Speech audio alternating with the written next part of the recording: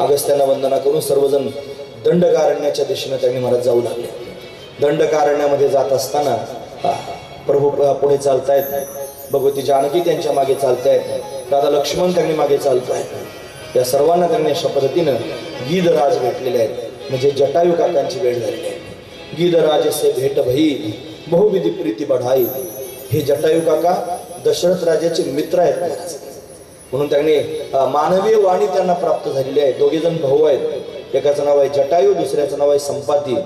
हे दोघे त्यांनी बलशाली आहेत, त्यांचं काय वर्णन करून सांगा. असे श्रेष्ठ असणारे दोघे भाऊ, पण भगवंताला त्यांनी महाराज ओळखतात. दशरथ राजाशी मैत्री जटायू काकांची होती, पण प्रभूंनी जटायूंना ओळखलं आणि काका म्हणू लागले, म्हणून त्यांनी महाराज त्यांना काका म्हणून नमस्कार केला. दोघांचा गोड असणारा संवाद झाला आणि आता पुढचा प्रवास त्यांनी प्रभू करत आहेत. आता कुठे जायचं आहे म्हणून त्यांनी महाराज पंचवटीमध्ये अशा पद्धतीने प्रभू आलेले आहेत. पंचवटी म्हणजे नाशिक क्षेत्रामध्ये, भगवती गोदावरीच्या काठावर आणि पंचवटी क्षेत्रामध्ये प्रभू त्यांनी राहिलेले आहेत. या पंचवटीमध्ये वसंत ऋतू कधीच येत नव्हता, पण प्रभूंचं आगमन झालं. गौतम ऋषींनी शाप दिला होता की या पंचवटीत त्यांनी महाराज वसंत ऋतू येणार नाही, पण प्रभूंचं आगमन झालं आणि प्रभू आल्यानंतर त्यांनी महाराज भगवंताच्या मागे आपोआपच वसंत ऋतू सुद्धा तिथे आलेला आहे, म्हणजे वसंताचं सुद्धा आगमन झालं. अशी दिव्य असणारी पंचवटी. आपण भाग्यवान आहोत महाराज, आपल्या महाराष्ट्रात त्यांनी भगवान आले आणि गोदावरीच्या काठावर त्यांनी अशा पद्धतीने वास्तव्यास थांबले. ही पंचवटी म्हणजे पंचतत्वांचं हे शरीर आहे. या पंचतत्वाच्या शरीरामध्ये सत्यरूपी राम, समर्पण रूपी लक्ष्मण आणि भक्तिरूपी सीतेचं आगमन झालेलं आहे. हीच पंचवटी आहे. क्षितिजल पावक गगन समीरा पंचरचित अति आधम शरीर. हे आधम आहे शरीर. याच्यामध्ये पृथ्वी, जल, वायू, आकाश, अग्नी या सर्व त्यांनी पंचतत्वांना आपण पाहतो. हे पंचतत्वांचं त्यांनी महाराज शरीर आहे, यालाच पंचवटी म्हणावं. आणि या पंचवटीमध्ये जर समाधान प्राप्त करून घ्यायचं असेल, ते जीवन जर सुशोभित व्हायचं असेल, तर जीवनामध्ये सत्यरूपी राम आला पाहिजे, जीवनामध्ये लक्ष्मण रूपी समर्पण आलं पाहिजे आणि भक्तरूपी सीतेचं आगमन आपल्या जीवनामध्ये झालं पाहिजे. जीवन त्यांनी श्रेष्ठ झाल्याशिवाय राहणार नाही, सुशोभित झाल्याशिवाय राहणार नाही. म्हणून त्याच ठिकाणी राहायचं ठरलं. सुंदर असणारी पर्णकुटी तयार केलेली आहे.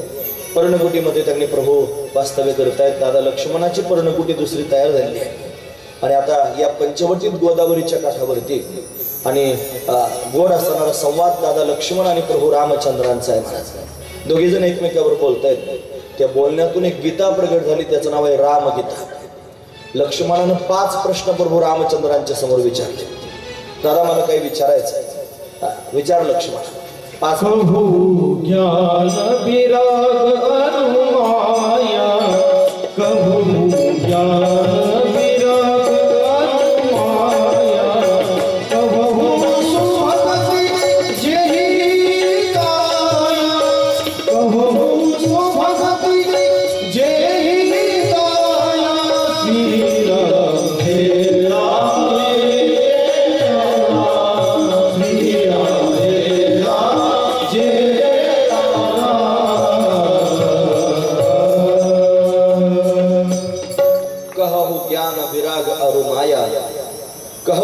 भगती नेही दाया. मला सांगा 5 गोष्टी विचारल्या. नंबर 1 माया म्हणजे काय मला सांगा. नंबर 2 ज्ञान म्हणजे काय मला सांगा. नंबर 3 वैराग्य म्हणजे काय सांगा. नंबर 4 ईश्वर जीव याच्यातला भेद काय आहे तो सांगा, याच्यात काय फरक आहे ते मला सांगा. आणि 5वा प्रश्न विचारला भगवंताची भक्ती कशाला म्हणतात ते सांगा. 5 प्रश्न. हे 5ही प्रश्न आपल्या सर्वांना त्यांनी फार महत्वाचे आहेत, लक्ष देऊन ऐकलं पाहिजे. माया म्हणजे काय, पण भगवान त्यांनी सांगतायत. थोड्या शब्दात उत्तर देणारे संत असतात, ज्यांना जास्त शब्दात सांगावं लागतं ते पंडित असतात. ते त्यांनी उलगडा करून सांगायच्या छंदामध्ये जरा जास्त शब्दांचा वापर करतात. संत थोडक्यात सांगतात. सहज बोलणे हितोपदेश करून सायास शिकले, सहज बोलतात. त्यांचं सहज बोलणं सुद्धा उद्धार करून देणारा असतं. हा विशेष असणारा भाव संतांचा आहे महाराज. म्हणून त्यांनी सत्संग जीवनामध्ये आला की या सर्व गोष्टी प्राप्त होत असतात. सत्संग आल्याशिवाय माया कळत नाही, सत्संग आल्याशिवाय ज्ञान कळत नाही, सत्संग आल्याशिवाय ब्रह्म कळत नाही. सत्संगात गेल्याशिवाय हे प्रश्न आपल्या अंतःकरणामध्ये उद्भवतच नाहीत. म्हणून सत्संगात जात जावं. आणि सुरुवातीला काहीच नाही कळालं तरी गपचूप निमूटपणे बसून राहा. जिथं खलबत्ता कुठला जात असेल तिथं आज चुकून सुद्धा जाऊ नये. खलबत्ता कुठलं कळतं ना तुम्हाला, विनाकारण कूट करीत राहायचं. उगाच कोणाची तरी चर्चा त्यांनी घ्यायची, ज्याची गरज नाही त्याला पाणी लावित राहायचं. घेण्यात देण्याचं वेळ आपल्या जीवनातला खर्च करायचा आणि त्याच्याही जीवनातला खर्च करायचा. कशा करता करायचा म्हणून ते करण्यापेक्षा आपल्या हिताचं काय त्याचा विचार जास्त केला पाहिजे आणि भगवंताचं चिंतन केलं पाहिजे. क्षणभर सुद्धा वायाला घालू नये. तो काळ त्यांनी क्षणभराचा सुद्धा वायाला घालू नये. अखंड भगवंताचं चिंतन करीत राहू. गप्पा ठोकण्यापेक्षा देवाचं चिंतन फार चांगलं आहे महाराज. आम्ही एकदा पठाडे महाराजांना पाहिलं होतं. नामदेव महाराज पठाडे फार चांगले कीर्तनकार आपल्या वारकरी संप्रदायातले होऊन गेले आणि पैठणमध्ये आम्ही वारीला गेलो. ज्यावेळेस आम्ही वारीला गेलो त्यावेळेस ते धरणाकडे स्नानाला चालले होते. म्हणजे गोदावरीच्या पात्रात पाणी त्यांनी कमी असल्यामुळे तिकडे धरणाकडे स्नानाला जायचं होतं. ते स्नानाला चालले होते पण रस्त्यानं चालताना गर्दी होती एवढी. पण त्यांच्या हातामध्ये त्यांनी ग्रंथ होता, बराच छोटासा ग्रंथ होता आणि ग्रंथ उघडून त्यांनी अशा पद्धतीने ग्रंथात पाहून रस्ताच काढत काढत त्यांनी चालले होते. म्हणजे ग्रंथात पाहून त्यांनी काहीतरी पाठांतर करत होते, वाचन करत होते. रस्त्यानं चालताना सुद्धा वाचत होते.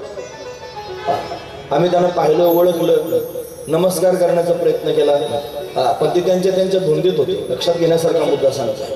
का सांगतो कशाकरिता? जीवनातला एक क्षणभराचा सुद्धा वेळ व्हायला घालू नये. कायमस्वरूपी चिंतनामध्ये राहावं. हे चिंतनच महत्वाचं आहे. असं जर सतत चिंतन करत राहाल तर दिशा सापडेल. जीवन अशा पद्धतीने बदलून जाईल. भगवंतापर्यंत जाण्याचा मार्ग सापडेल महाराज. म्हणून उठाठेवी जगाच्या तर जन्मभर वाटायला येतात आणि किती काळ करीत राहिले तर जन्म संपून जाईल पण उचापती संपायचे नाही.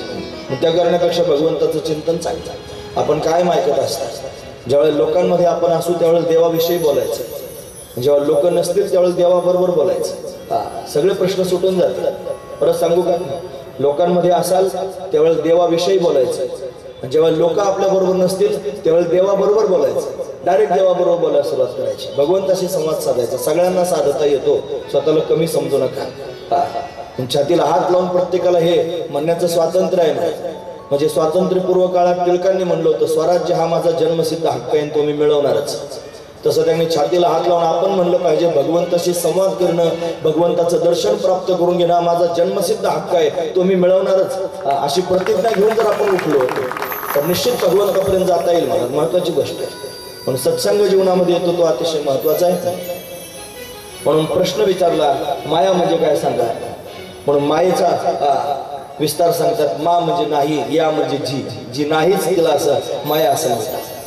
मी आणि माझे या दोन भावना अंतःकरणामध्ये दृढ होणं याचंच नाव आहे माया. भगवंतानं दिलेलं उत्तर आहे महाराज. स्वतः त्यांनी आपण मुक्तच आहोत पण मुक्त असून सुद्धा त्यांनी महाराज मुक्त होता परी बळे झाला बद्ध घेऊन या छंद माझे माझे. आधी मी आला मग त्यांनी माझे आलं. पण मीपणा आणि माझेपणा हीच माया आहे. याच मायेमध्ये सर्वजण त्यांनी अडकले. माझं म्हणणं नाही, माऊली सुद्धा सांगतात. भगवान म्हणतो, अहम ममतेची निलवड सबडी माते न पवतीची बापुडी म्हणून जन्म मरणाची दुथडी ढवळी ती ठेली. अहम आणि मम ही त्यागी मायाच आहे. पण अशी असणारी माया जोपर्यंत आपल्या जीवनामध्ये आहे तोपर्यंत त्यांनी आपण उद्धरून जाऊ शकत नाही. म्हणून मायेचं स्वरूप त्यांनी सांगितलं, अहम आणि मम हीच माया आहे. यानंतर त्यांनी ज्ञान म्हणजे काय सांगा, दुसरा प्रश्न होता. त्याचं उत्तर दिलं, ज्याच्यामध्ये अहंकार नाही, मान नाही, सर्वांच्या ठिकाणी जे समान रूपाने ब्रह्मस्वरूपाला पाहतो त्याचंच नाव आहे ज्ञान. खरं ज्ञान तेच आहे. सर्वांमध्ये एकाला पाहणं याचं नाव आहे ज्ञान, किंवा एकामध्ये सर्वांना पाहणं याचं नाव आहे ज्ञान. नाही तर शास्त्रानं सांगितलेल्या ज्ञानाच्या व्याख्या फार कठीण आहेत, सामान्य माणसाला न पेलवणार आहे. शास्त्र म्हणतं, अबाधित अर्थाला जे विषय करतं त्याला ज्ञान असं म्हणावं. जे अबाधित अर्थाला विषय करतं त्याला ज्ञान असं म्हणावं. अबाधित काय आहे? एकच आहे ब्रह्म.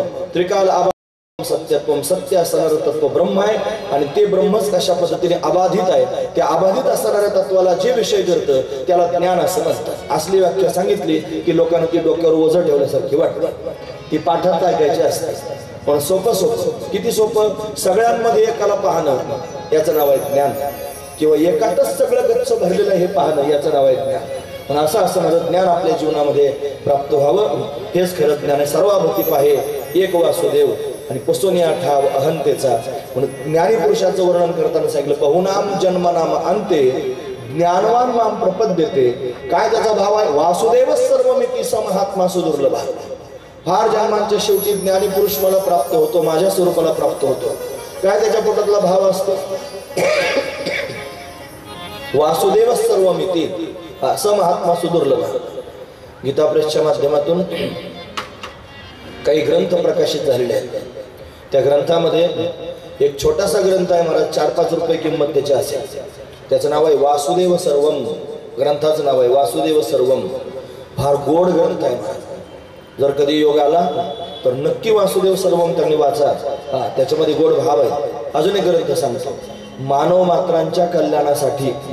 मानव मात्रांच्या कल्याणासाठी 2 ग्रंथ आहेत, तुमच्या आठवणीत ठेवा महाराज. हे ग्रंथ जर वाचाल जीवन बदलून जाईल. फार दिव्य असणारे ग्रंथ आहेत. असो, त्याच्यामध्ये सार आलेलं आहे.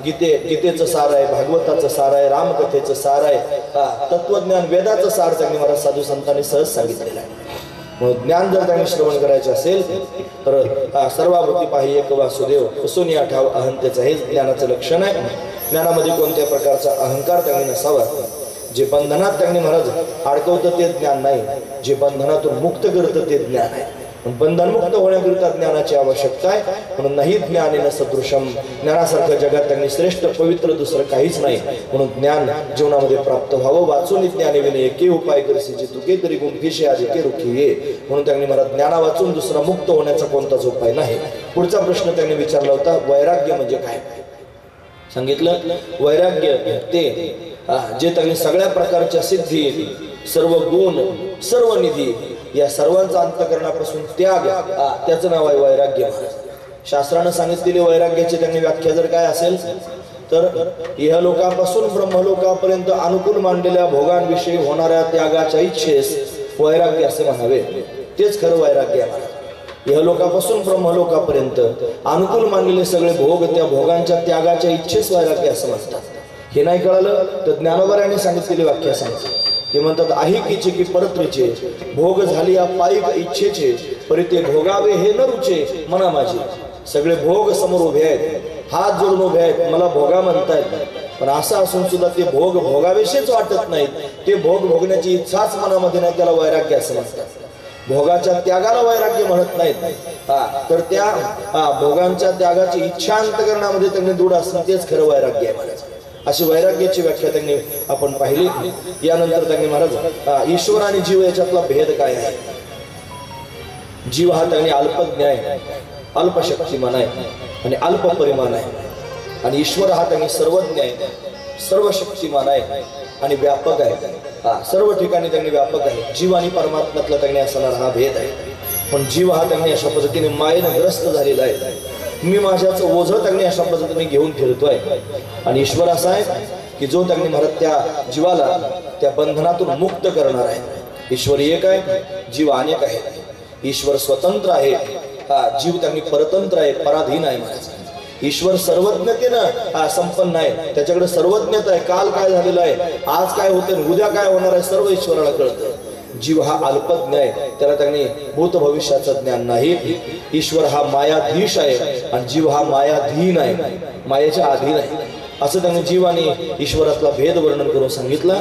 जीवपणा येण्याचं कारण कल्पना अविद्या, त्याने झाला जीव आणि मायोपाधी शिव बोली जेते. म्हणून त्यांनी मायेची उपाधी लागली की शिव होत असतो, म्हणजे ईश्वर त्याला म्हणावं.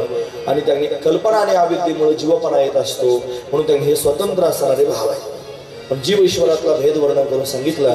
यानंतर त्यांनी महाराज भक्ती म्हणजे काय त्यांनी विचारलं. म्हणून जिच्या योगानं भगवंताची प्राप्ती होते तिला भक्ती असे म्हणतात. सरळ सोपी व्याख्या, जिच्या योगानं भगवंताची प्राप्ती होते तिला भक्ती असे त्यांनी म्हणतात. म्हणून त्यांनी भक्ती शब्दाचा अर्थ आपण अनेक वेळेला ऐकत असतो. परत एकदा ऐका, लक्षात ठेवण्यासारखं आहे. जर जमलं तर पाठ करून ठेवा, म्हणजे त्यांनी आपल्याला कुठेतरी कामाला येईल. महत्वाची गोष्ट आहे. काही अभंग आम्ही पूजा करता करता म्हणतो. सकाळच्या पूजेत तुकोबरायांचे अभंग म्हणतो. त्या अभंगांमध्ये त्यांनी अशा अभंग आहेत महाराज. न करे रे संग राहे रे निश्चळ लागोने ती मळ ममतेच. या नावे अद्वैत खरे ब्रह्मज्ञान अनुभवा वाचून बडबडते. इंद्रियांचा जय वासनेचा क्षय संकल्पाही वरी नये मन. या नावे अद्वैत खरे ब्रह्मज्ञान अनुभवा वाचून बडबडते. बऱ्याच वेळेला फुगीरपणा निर्माण होतो ना मनामध्ये. ज्ञानाचा फुगीरपणा, मला फार कळलेलं आहे, मला ग्रंथ कळतात, मी विचारसागर त्यांनी ऐकलाय, मी वृत्ती प्रभाकर ऐकलाय, मी त्यांनी अमुक ग्रंथ ऐकलाय, मी तर्कसंग्रह ऐकलाय, मी न्यायाचे ग्रंथ ऐकले, फुगाच येतो मला आणि फुटायला होतो. त्यावेळेला त्यांनी मला ज्ञान झालं असं वाटतं, पण खरं ज्ञान काय आहे कायमस्वरूपी लक्षात राहिलं पाहिजे. खरं ज्ञान काय, न करी रे संग राहे रे निश्चळ लागो निधी मळ ममतेचा या नावे अद्वैत खरे ब्रह्मज्ञान. ज्या अर्थी तुकोबर आहे खरे शब्द वापरतात त्या अर्थी कुठेतरी खोटं पण आहे, खोटं दाखवायचं पण आहे, पण खोटेपणा पण जगामध्ये पाहायला मिळतो. पण खरं ब्रह्मज्ञान जर काय असेल हे आहे. पण असे त्यांनी आठवणीत ठेवण्याकरिता अभंग काही म्हणत जावेत असू द्या. म्हणून त्यांनी भक्ती जर काय असेल तर ती त्यांनी आपल्या जीवनामध्ये तपासून पाहिली पाहिजे, आठवणीत ठेवण्याकरिता पाठ केलं पाहिजे. हे बघा सरळ सांगून जातो लक्षपूर्वक ऐका. व्यक्तीवर आपल्या सगळ्यांच्या पोटामध्ये प्रेम आहे. ते प्रेम जर आपण एखाद्या व्यक्तीवर करत असलो तर व्यक्तीवर केलेल्या प्रेमाला मोह असं म्हणतात. व्यक्तीवर केलेल्या प्रेमाला मोह असं म्हणतात. तेच प्रेम जर आपण एखाद्या वस्तूवर करत असलो तर वस्तूवर केलेल्या प्रेमाला आसक्ती असं म्हणतात. आणि तेच प्रेम जर आपण भगवंतावरच करत असलो तर भगवंतावरच केलेल्या प्रेमाला भक्ती असं म्हणतात. भक्ती म्हणजे काय, भगवंतावरच केलेलं प्रेम, त्याला भक्ती असं त्यांनी म्हणावं. पण भक्तीचं लक्षण वर्णन करून सांगितलं. म्हणून त्यांनी भक्तीमध्ये प्रेम असावं आणि त्या प्रेमानंच परमात्म्याला आपलंसं करून घेता येतं. म्हणून त्यांनी 5 प्रश्न विचारले. त्याचा विस्तार रामकथेमध्ये आहे, पण आपण संक्षिप्त रूपाने त्याची उत्तर ऐकले. यानंतर त्यांनी या पंचवटीमध्ये आल्यानंतर बराच कालावधी लोटला आणि एक अघटित घटना घडली. ती अघटित घटना जर त्यांनी काय असेल तर त्या पंचवटीमध्ये शूर्पणखा आली. ही शूर्पणखा रावणाची बहीण आहे. ही रावणाची बहीण आहे. रावण रागावला, हिचा विवाह झालेला होता आणि रागावून रावणानं तिच्या पतीला मारून टाकलं होतं, तिला वैधव्य प्राप्त झालं होतं. अशी असणारी ही शूर्पणखा आहे. ती जंगलात वास्तव्य करत होती. फिरत फिरत पंचवटीपर्यंत आली. ही आसक्तीचं त्यांनी प्रतीक आहे. मला आसक्ती असणारी शूर्पणखा आहे, जिची सुपासारखी नख आहे म्हणून तिला शूर्पणखा असं त्यांनी महाराज नाव पडलेलं आहे. शूर्पणखा रावण की बहिणी दुष्ट हृदय धरून जस अहिनी पंचवटी सो गई एक बारा देखी विकल भई जुगल कुमारा. तिनं दोघांना पाहिलं. प्रभू रामचंद्रानं दादा लक्ष्मणाला. अतिशय सुंदर असणारे दोघे भाऊ आहेत. एक सावळा सुकुमार आहे, गौर वर्णाचा आहे. कामदेवाला त्यांनी महाराज ओळून टाकावं एवढं सौंदर्य दोघांच्याकडे ते प्रत्यक्ष तिला पाहायला मिळालं. देखी विकल भई युगल कुमारा. त्यांना पाहून विकल झाली म्हणजे तिचं अंतकरण कामानग्रस्त झालं. म्हणून त्यांनी वैधव्य प्राप्त झालेलं आहे. पण तरी सुद्धा त्यांनी महाराज सुंदर रूप धारण केलं, मायावी रूप धारण केलं आणि मायावी रूप धारण करून त्यांनी अशा पद्धतीने प्रभूंच्या समोर आलेले आहे. तिनं प्रभूने विचारायला सुरुवात केली. शूर्पणखा आम्हाला विचारते, तू कोण आहेस, कुठून आलास, राजकुमार दिसतोस, अतिशय सुंदर आहेस, तुला पाहिल्यानंतर त्यांनी अंतकरण भरून येतं, पण एवढा सुंदर असून वनामध्ये का राहतोस, असा वनवासी वेश धारण करून का बरं त्यांनी राहतोस सांग. कपट रूप धारण करून आलेली आहे. रामाच्या समोर बोलते. राम म्हणजे सत्य आहे आणि शूर्पणखा म्हणजे असत्य आहे. सत्याच्या समोर असत्य स्वतःची बाजू मांडण्याकरिता उभा आहे. पण असत्य त्यांनी महाराज पुन्हा पुन्हा सत्याला अशा पद्धतीने भेडसावण्याचा प्रयत्न करत आहेत. म्हणून तिनं त्यांनी बोलायला सुरुवात केली. आणि आजपर्यंत तुझ्यासारखा सुंदर असणारा पुरुष मी पाहिलाच नाही. मी कुमारिका आहे, अजून माझा विवाह झालेला नाही, मला विवाह करायची इच्छा आहे. माझ्या मनासारखा नवरदेवच सापडत नव्हता. तुला पाहिलं आणि फार समाधान वाटलं.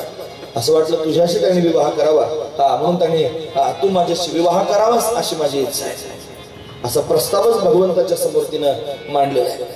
प्रभूंनी सांगायला सुरुवात केली, हे बघ माझं लग्न झालेलं आहे, माझा विवाह झालेला आहे, माझी पत्नी माझ्या बरोबर आहे. तिच्या मनातले भाव भगवंतानं जाणले. ते म्हणले माझा विवाह झालेला आहे पण माझा भाऊ आहे बिगर लग्नाचा. तो त्या लक्ष्मण दादा तिथेच होते, बाणाला त्यांनी धार लावत होते. अशा पद्धतीने बसले. तो माझा भाऊ आहे म्हणले आणि तो त्याचं अजून लग्न झालेलं आहे, अविवाहित आहे. म्हणून त्यांनी लक्ष्मणाच्या दिशेने तिला पाठवलं. ती लक्ष्मणाच्या समोर गेली. तोही अतिशय सुंदर आहे, गौर वर्णाचा. त्याच्या समोर स्वतःच्या मनातला प्रस्ताव मांडला. त्यानं सांगितलं मी दास आहे, ते माझे स्वामी आहेत, मी त्यांचा दास आहे. म्हणून मी जर त्यांनी अशा पद्धतीने तुझ्याशी विवाह केला तर तुला दासी होऊन राहावं लागेल. मी जशी त्यांची सेवा करतोय तसं तुलाही त्यांनी सेवा करावी लागेल. असं म्हणल्यानंतर त्यांनी ती उद्विग्न झाली, काय करावं आता, हा नाही म्हणतो, तो नाही म्हणतोय. परत प्रभूंच्या समोर गेले. प्रभू म्हणले, तो असा आहे, तो लाजाळू आहे, म्हणून तुला त्यांनी अशा पद्धतीनं स्वीकारित नाही. लक्ष्मण फार लाजाळू आहे असं त्या प्रभूंनी बोलायला सुरुवात केली. मग मात्र तिला कळालं की आपल्याला फसवतायत, आपल्याला खेळवतायत. मूळ स्वरूपात आले आणि मूळ स्वरूपात येऊन त्याने अशा पद्धतीने जानकीला पाहिलं. तिने मनात विचार केला की हिच्याचमुळे हा माझ्याशी विवाह करीत नाही. तुम्ही ऐकतात ना सर्वजण, महत्वाचा मुद्दा आहे. शूर्पणखेने विचार केला, मी एवढी सुंदर रूप धारण करून आलेली आहे, हा नवयुवक आहे, अतिशय सुंदर दैदिप्यमान आहे, हा माझ्याशी विवाह करायला नकार देतोय, त्यानं विवाह न करण्याचं कारण याची पत्नी आहे, म्हणून त्यांनी तिच्यावर आक्रमण केलं पाहिजे. म्हणून यानं त्यांनी महाराज तिनं शूर्पणखेनं एक चक्कर मारून त्यांनी आली आणि विकराळ रूप धारण करून त्यांनी सीतेवर आक्रमण केलं. पण सीतेवर आक्रमण केल्यानंतर त्यांनी महाराज प्रभूंनी ते पाहिलं. दादा लक्ष्मणाकडे पाहिल्यानंतर दादा लक्ष्मण त्यांनी महाराज अशा पद्धतीनं घाईघाईने शूर्पणखेच्या दिशेने त्यांनी महाराज धावू लागले. लक्ष्मणाला आवाज दिलेला आहे. शूर्पणखेचा त्यांनी विचार विवाह करण्याचा होता, विवाह करण्याकरिता आली होती, पण फजितीची तिची अशा पद्धतीने झालेली आहे महाराज. म्हणून लक्ष्मणाने त्याला पकडली, विकराळ रूप धारण केलेलं होतं ना, आणि पकडून त्यांनी महाराज अशा पद्धतीनं तिचं नाक आणि तिचे कान कापून टाकलेले आहेत. लक्ष्मण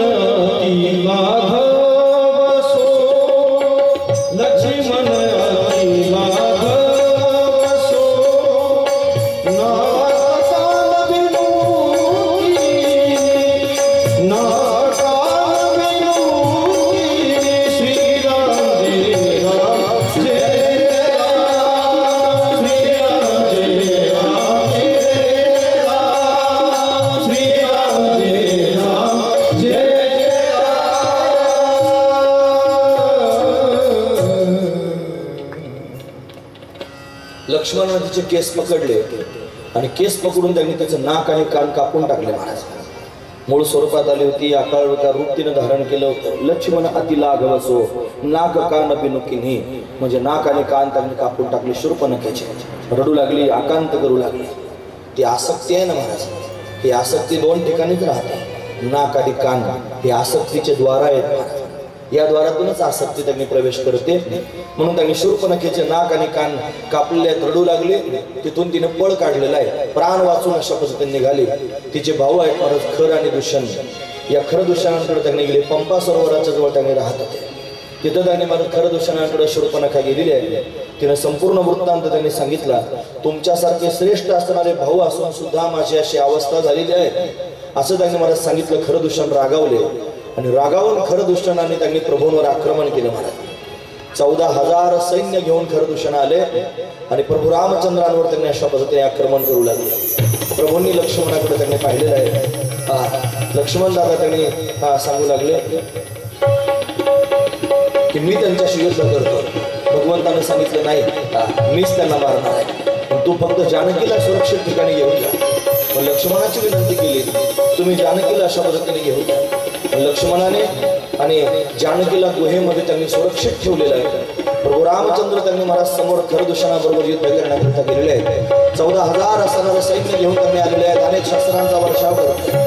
प्रभूंना अगस्त्य ऋषींनी आणि मंत्र राक्षसांना मारण्याचं त्यांनी सांगितलेलं आहे. भगवान युद्ध करण्याकरिता तयार आहे. बऱ्याच काळापर्यंत अशा पद्धतीने दोघांचं युद्ध झाले. प्रभूंनी धनुष्य आपल्या हातामध्ये घेतलं आणि धनुष्याची प्रत्यंचा त्यांनी ओढली आणि ओढल्यानंतर जोरात सोडून दिल्यानंतर भयंकर असा आवाज झाला. त्या आवाजाने त्यांनी म्हणत खर दुष्यंताची जी सेना आहे त्या सेनेचे कानाचे पडदेच फुटून गेले. कानाचे पडदे अशा पद्धतीने फुटलेले आहेत आणि भगवंताच्या हाताने खर दुष्यंताचा त्यांनी उद्धार झालेला आहे. त्यांना त्यांनी मुक्त भगवंताने करून टाकलं, मुक्त केले राक्षसा, अशी प्रमाण आपण संतांची पाहतो. म्हणून त्यांना भगवंतानं स्वतः मुक्त करून टाकलं. खरं दुष्यंत सैन्यासह मारले गेले. प्रभू सुरक्षित आहेत, दादा लक्ष्मण जानकी त्यांनी सुरक्षित आहेत. शूर्पणखेच्या माध्यमातून आता त्यांनी महाराज ही बातमी रावणापर्यंत जाऊन पोहोचली. खरं दुष्यंत मारले हे सांगण्याकरिता शूर्पणखा लंकेमध्ये गेलेले आहे. लंका नगरीत रावणाकडे त्यांनी रडत रडत गेलेले. रावणाच्या दारात उभे आहे. दरबारामध्ये जाऊन त्यांनी बोलायला सुरुवात केली. रावणाला नीती सांगते आहे, नीतीशिवाय राज्य टिकत नाही, धर्माशिवाय धन टिकत नाही, परमात्म्यास अर्पण केल्याशिवाय सत्कार्य नाही, विवेका वाचून विद्या नाही, शहाणपण सांगायला लागली रावणाला. इथं सगळं लिहिलेलं आहे. अहंकारानं ज्ञान टिकत नाही, असं त्याने रावणाला सांगते. तू मोठा अहंकारी झालेला आहेस, तुझी प्रजा दुःखी आहे, मी तुझ्या प्रजेमध्ये त्याने अशा पद्धतीने राहते आहे. माझं नाक त्यांनी कापून टाकलं, माझे कान कापून टाकलेले आहेत. खरदूषण त्यांनी अशा पद्धतीने माझी सहाय्यता करण्याकरिता अशा पद्धतीने आली तर खरदूषणाला त्याने मारून टाकलेला आहे. तू एवढा मोठा राजा असून सुद्धा, एवढा श्रेष्ठ बलवान असून सुद्धा आम्ही त्यांनी अशा पद्धतीने ही नदीनं झालेलो आहोत. अशी शूर्पणखा कान भरते आहे महाराज रावणाचे. म्हणून त्यांनी रावण हा संपूर्ण समाचार ऐकून चमकला. रावणाला कळालं खरदूषण हे सामान्य नाहीत, खरदूषण मोही समबलवंता. खरदूषण हे माझ्यासारखेच बलवान आहेत. ते नाही की मरहे बिनु भगवंता, भगवंता वाचून ते त्यांनी कोणाच्या मारलेच जाऊ शकत नाही. खरदूषण बलवान आहेत आणि बलवान असणारे हे राक्षस भगवंताशिवाय मारले जाऊ शकत नाहीत. ज्या अर्थी राम लक्ष्मणाने त्यांनी खरदूषणाला मारलं त्या अर्थी ते राम लक्ष्मण सामान्य नाहीत, प्रत्यक्ष परमात्माच रामाच्या रूपाने प्रगट झालेला आहे. हे रावणाला कळालं नाही. रावणाला सुद्धा त्यांनी त्याची जाणीव झाली आहे. रावणाचा विचार त्यांनी महाराज मोठा आहे. त्यानं त्याच क्षणात त्यांनी विचार केला. त्याच्या हातानं मरून ते भवसागरातून पार त्याने झालेले आहे. पण आपलाही उद्धार होण्याची वेळ जवळ आलेली आहे. रावणाला कळालं पण आपण सुद्धा उद्धारून गेलं पाहिजे. म्हणून त्यांनी काय उपाय करावा असा विचार रावण मनामध्ये करू लागला की तो राम प्रत्यक्ष प्रगट झालेला आहे, खरदूषणाला ज्यानं मारलेला आहे, मला सुद्धा त्याच्या हातानं मृत्यू प्राप्त व्हावा. सर्वज्ञ असणारा राम आहे. नाथांनी वर्णन करून सांगितलं, पुढे आपण पाहणार आहोत महाराज. पण काय उपाय करावा, रामापर्यंत जाऊन पोहोचायचं. पण हा रावण त्यांनी पुष्पक विमानामध्ये बसला आणि पुष्पक विमानामध्ये बसून मारीच मामा जवळ गेला. मारीच मामा, हा मारीच मामा त्यांनी त्याचा मामाच आहे पण दुष्ट प्रवृत्तीचा आहे. विश्वामित्रांनी यज्ञ केलं त्यावेळेला त्यांनी मारीच आणि सुबाहू गेले होते. त्यातला सुबाहू प्रभूंच्या बाणानं मारला गेला होता. मारीच्याला उलटा बाण मारला होता, 100 योजना जाऊन पडला होता लांब. त्याच मारीच्या समोर रावण गेलेला आहे. त्याचा मामा आहे रावणाचा. त्यांनी मारीच गेल्यानंतर त्यांनी महाराज रावणानं नमस्कार केला, दर्शन घेतलं. कोणाचं? मारीच्याचं. मारीच मनात विचार करायला लागला, रावण दर्शन घेतोय म्हणजे आता आपलं काय खरं नाही. दुष्ट प्रवृत्तीचा माणूस जर त्यांनी फार चांगलं बोलायला लागला ना की मग समजायचं काहीतरी घोटाळा आहे. तुमच्या लक्षात येतं ना मी काय सांगतो ते. अतिशय दुष्ट प्रवृत्तीचा मनुष्य असावा आणि तो जर आपल्या समोर येऊन छान छान छान छान बोलायला लागला की समजायचं आपलं काहीतरी अनहित होणार आहे. कारण दुष्ट प्रवृत्तीची लोक कधीच छान बोलत नाहीत, त्यांचा काही स्वार्थ असल्यावरच छान बोलतात. म्हणून त्यांनी मारीच्याचा मनामध्ये विचार आला की हा ज्या अर्थी माझं दर्शन घेतोय त्या अर्थी माझं मरण जवळ आलं असणार. पण मारीच्याच्या मनातला विचार पक्काच होता. रावणानं संपूर्ण विचार त्यांनी मारीच्याच्या समोर संवाद साधला. हे बघ म्हणे, खरं आणि दूषण त्यांनी मला अतिशय प्रिय होते, माझ्यासारखेच बलवान होते, पण त्यांनी अशा पद्धतीनं त्या राम लक्ष्मणानं मारलेलं आहे. माझी बहीण शूर्पणखा, हिचे नाक आणि कान त्यांनी कापून टाकलेले आहे. पण मी त्यांनी रागावलेलो आहे, आपण गेलं पाहिजे आणि पंचवटीत जाऊन त्यांनी अशा पद्धतीनं त्यांना दंड दिला पाहिजे. पण दोघांच्या विषयी त्यांनी चर्चा सुरू झाली. मारीच्यानं त्यांनी पाहिलं रावण उदास झालेला आहे, हा त्यांनी दुष्ट प्रवृत्तीचा आहे. पंचवटीत 2 राजकुमार त्यांनी आणि त्यांच्याबरोबर असणारी स्त्री आहे, तिचं अपहरण करायचं असा विचार त्याच्या मनात आहे. मारीच घाबरला. तो म्हणला तेच आहे हे राम लक्ष्मण की ज्याने मला बाण मारला होता. एक बाण उलटा मारला तरी 100 योजना जाऊन पडलो होतो. आता जर सुईचा बाण मारला तर आपलं कामच होणार आहे. तो म्हणला नाही, तू त्यांनी म्हणतोस खरा पण मी त्यांनी जाणार नाही. तुला जर असं वाटत असेल मंदोदरीचं कुंकू आणि बांगड्या सलामत राहाव्यात तर त्याच्याशी वैर करू नकोस, मला त्याचा चांगल्यापैकी अनुभव आहे. रावणानं तलवारच काढली महाराज मारीच्याच्या समोर. जा माझ्याबरोबर येतो की नाही कार्य साध्य करण्याकरिता, नाही तर मारूनच टाकतो म्हणला तुला. मारीच्याने विचार केला मनात, ते म्हणत तो म्हणला याच्या हातानं मरून अधोगतीला जाण्यापेक्षा त्याच्या हातानं मरून आपली सद्गती झालेली चांगली. म्हणून रामाच्या हातानं मृत्यू प्राप्त व्हावा असा विचार मनात मारीच्यानं केला आणि जाण्याकरिता तब मारीच्या हृदय अनुमाना नवही विरोध नाही कल्याणा. मारीच्याने विचार केला 9 लोकांचा विरोध केला नाही पाहिजे महाराज. हे रामायणामधले सूत्र सांगतो मी तुमच्यासमोर. कथेला जरी त्यांनी फार कथा शिल्लक असल्याने घाईघाईनं जरी पुढे जायचं असलं तरी फक्त सूत्र लक्षात ठेवा. एवढ्या लोकांचा विरोध करायचा नाही. जर त्यांचा विरोध केला तर आपला अनहित झाल्याशिवाय राहत नाही. कोणाचं सांगितलं? शस्त्री मर्मी प्रभू सतधनी बैदबंदी कवी मानस गुणी. हे 9 लोक आहेत, यांचा विरोध कधीच करायचा नाही. नंबर 1 शस्त्री. शस्त्री म्हणजे काय? शस्त्रधारी, ज्याच्या हातात शस्त्र आहे त्याचा जर विरोध कराल तर कोणत्याही क्षणाला घात करू शकतो. पण ज्याच्या हातात शस्त्र आहे त्याचा विरोध करायचा नाही. नंबर 2, मर्मी, ज्याला आपलं मर्म माहिती आहे त्याचा विरोध कधी करायचा नाही. कोणत्या वेळेला त्यांनी महाराज अशा पद्धतीने अधोगतीला घेऊन जाईल सांगता येत नाही, त्याचा विरोध करू नये. नंबर 3, प्रभू, म्हणजे जे अतिशय श्रेष्ठ आहेत, बलवान आहेत किंवा परमात्मा आहे, त्याचा विरोध अशा पद्धतीने करू नये. त्याच्यानंतर शठ, शठ म्हणजे दुष्ट प्रवृत्तीचा मनुष्य, दुष्ट प्रवृत्तीचा असणारा मनुष्य, जो मूर्ख आहे, बैमान आहे. मूर्ख माणसाला विरोध करीत जाऊ नये महाराज. मूर्खाला जर विरोध केला तर कधी त्यांनी अंगावर बला येईल सांगता येत नाही. बैमान माणसाला विरोध करायचा नाही. जो कायमच बैमानी करण्यामध्ये रत आहे त्याचा जर विरोध केला तर हा बैमान मनुष्य कधी कलंकित करून टाकेल माणसाला सांगता येत नाही महाराज. पण बैमानीच वाईट आहे, तो बैमान किती वाईट असेल महत्वाची गोष्ट आहे. म्हणून ज्याच्याजवळ हा शठ भाव आहे त्याला विरोध करू नये. त्यानंतर 5वा त्यांनी सांगितला धनी म्हणजे श्रीमंत, श्रीमंताचा विरोध करू नये. धनाच्या बळावर त्यांनी महाराज कधी घात करील सांगता येत नाही, श्रीमंताचा विरोध करीत जाऊ नये. यानंतर वैद्य, वैद्य म्हणजे डॉक्टर, त्याचा विरोध करू नये महाराज. कधी चुकीचं औषध देईल आणि हागवण लागेल सांगता यायचं नाही, म्हणून त्यांनी महाराज वैद्याचा विरोध करायचा नाही.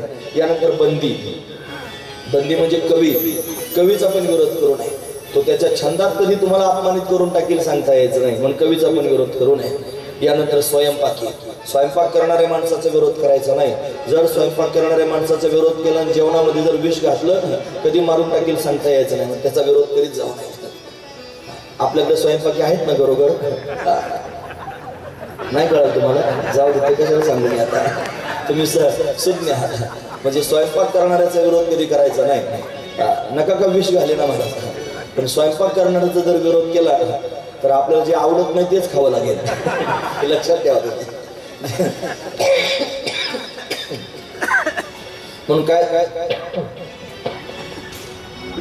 जेवणाच्या माध्यमातून कधी घात होईल सांगता येत नाही. 9वा त्यांनी सांगितलं गुणी, जो गुणवान आहे, जो त्यांनी अतिशय धीर गंभीर जलासारखा त्यांनी सखोल अंतःकरणाचा आहे आणि अशाचा विरोध त्यांनी करू नये. म्हणजे गुणवानाचा जर विरोध केला तर भगवंताला सहन होत नाही, म्हणून त्यांनी एवढ्यांचा विरोध अशा पद्धतीने करू नये. पण मारीच विचार करतो याच्या हातात शस्त्र आहे, आता जर मी याचा विरोध केला तर हा माझा प्राण घेईल, याच्या हातानं मरण जर आलं तर अधोगतीला जावं लागेल, पण माझं मरण निश्चित आहे. इथं राहिलो तरी मरण आहे, तिथं गेलो तरी असंही मरायचं तसंही मरायचं, मग देवाच्याच हाताने मेलेलं काय वाईट आहे. त्यानं विवेक धारण केला आणि रावणाचं म्हणणं ऐकायला तयार झाला, आनंद झाला त्याच्या मनामध्ये. सांगितलं मारीच्या असं कर, तू काय मायावी रूप धारण कर आणि मायावी त्यांनी मृग होऊन त्यांना अशा पद्धतीने वेधून घे. मारीच मनात विचार करायला लागला, मी किती भाग्यवान आहे, ज्याच्या मागे वेद वेदांत ऋषी मुनी महर्षी धावतात, ज्याच्या मागे सगळे भक्त जीवनभर त्याची तपश्चर्या करत अशा पद्धतीने पळतात, तो माझ्या मागे पळणार आहे, तो त्यांनी माझ्या मागे धावणार आहे. मारीच्याला आनंद मनामध्ये त्यांनी वाटतोय, मी मरणार नाही, मी मुक्त होणार आहे, याचा त्याला आनंद झालेला आहे. म्हणून मारीच्यानं विचार केला की मी जायला तयार आहे. पण पंचवटीमध्ये अशा पद्धतीने हा मारीच आलेला आहे. पंचवटीतला प्रसंग वर्णन करून सांगतात, लक्ष्मण त्यांनी अशा पद्धतीने फळं फुलं आणण्याकरिता गेलेला आहे. लक्ष्मण त्यांनी फळं फुलं आणण्याकरिता गेलेला आहे. ही संधी भगवंतानं साधली. लक्षात आलं भगवंताच्या की रावण आता षडयंत्र करणार आहे. शूर्पणखा रावणापर्यंत जाऊन पोहोचली आणि षडयंत्र त्यांनी रावण करणार आहे. रावणानं काही षडयंत्र करायच्या आत भगवंतानं युक्ती केली. काय युक्ती केली असेल तर भगवती जानकीला अशा पद्धतीनं अग्नीच्या स्वाधीन करून दिलं. अग्नी प्रज्वलित केला आणि अग्निदेवाला सांगितलं, ही माझी जानकी, तू मला त्यांनी पुढील कार्य करेपर्यंत तुझ्याकडे सुरक्षित ठेव. पण अग्नीच्या स्वाधीन जानकीला करून दिलं आणि छाया सीता, छाया जानकी त्यांनी प्रत्यक्ष प्रगट झाली. म्हणजे त्या जानकीची सावली, तिला छाया असं म्हणावं, अशी असणारी प्रतिष्ठिता तयार झाली आणि ती प्रभूंच्या जवळ अशा पद्धतीने बसली. कारण पुढे त्यांनी असे प्रसंग आहेत महाराज की जे सीतेच्या मुखातून शब्दच बाहेर येऊ शकत नाहीत. म्हणून लक्ष्मणावर आरोप त्यांनी केला, मर्मभेदक शब्द सीतेच्या मुखातून बाहेर पडले. सीता असं बोलू शकत नाही. का बोलते? सीता नाही, ती छाया सीता आहे, म्हणजे त्यांनी डुप्लिकेट आहे. अशी असणारी सीता अग्नीमध्ये त्यांनी राहिलेली आहे. रामाबरोबर फक्त सीतेची सावली म्हणजे प्रतिबिंब राहत आहे.